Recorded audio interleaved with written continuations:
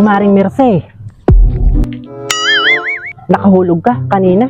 Hindi pa nga ako nakakahulog, Kumaring Susan. Kuhanan ko'y wala man ding pera.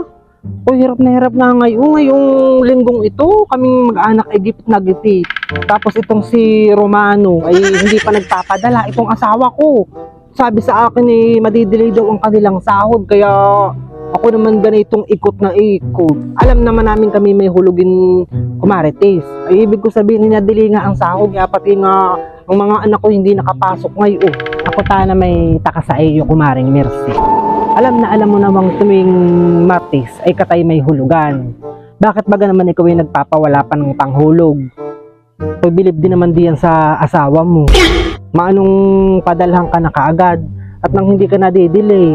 Ako pa naman ang recruiter mo doon sa lending na pinasukan mo sa sinalihan mo. Tapos ganay ang ikaw ay delay ng hulog. Aba, Kumaring Mercy, nakakahiya. Kailangan bagong mag alas 3 ng hapon ay magawaan mo na ng paraan iyang hulog mo sa lending natin.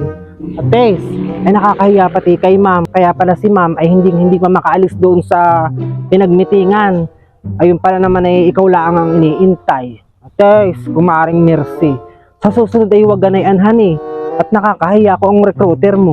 Ay oo nga, Kumarites, ako may nahihiya din sa iyo. At ikaw ang recruiter ko, tapos ganito ako pa ang delay ang hulog. Nahihiya nga din ako kay ma'am ay.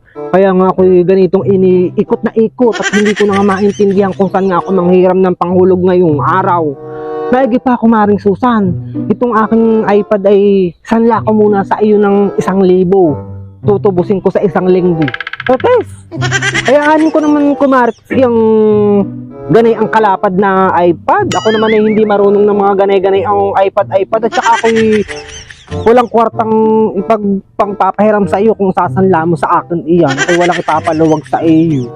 Subukan mong isanla doon sa maraming kwarta. Bilisan mo pati. Uy, huwag mong pinag-aalok ng ganayan. Pumunta ka diyan kina Kumaring Sharon. At yan ay hindi mawawalan. At yan pati maraming anak na mga nag-aaral. Baka mamaya ay kailangan ng ganay ang iPad ay doon mo dalhin. Ay pag sa akin ay wala kang mapapala sa akin na nagpapautang ko sa iyo. Bulbul! Uy, hala. Sige, Kumaring Susan. Doon ako pupunta kay Kumaring Sharon. Diyan ka na.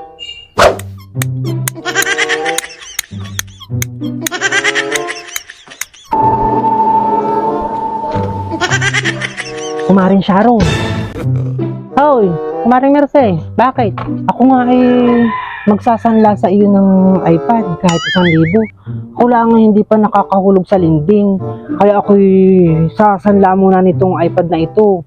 Tutubusin ko din 1 linggo. Oh, ay isasanla mo pa iyan, Kumaring Merce. Binta mo na lang sa akin. Wala nang tubusan. Para pati kami magkaroon ng mapapagkalibangan. Ay, Kumaring Sharon, hindi ko ito ibebenta. At ito ay ginagamit ng anak ko sa online class.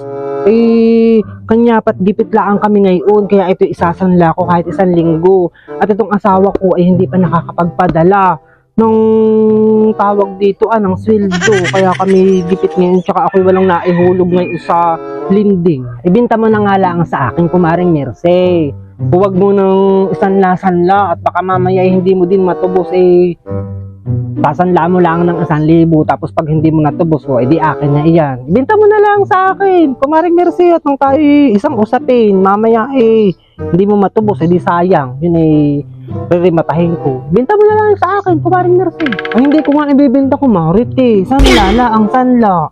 Kukunin ko din, tutubusin ko din. Hindi ko ibibenta at ito hahanapin ng mga anak ko. Kaya nga ibinta mo na lang sa akin, Kumaring Merce. Huwag ka nang makulit diyan. Ibinta mo na lang sa akin. Hindi ko nga sabi ibibenta, Kumarites. Isasanla ko laang. Kulit ka, kulit mo. Nakakagigil ka, sabihin mo ayaw mo. Hindi. Aray, Kumaring Merce. Sakit. Kung ayaw mong ibenta, edi huwag. Nananampig ako. Nananahimik ako dito sa amin pupunta-punta ka tapos mananampig ako. Kakasurak. Hindi ka nga. Sakit ng mukha ako. Lintik. Sorry.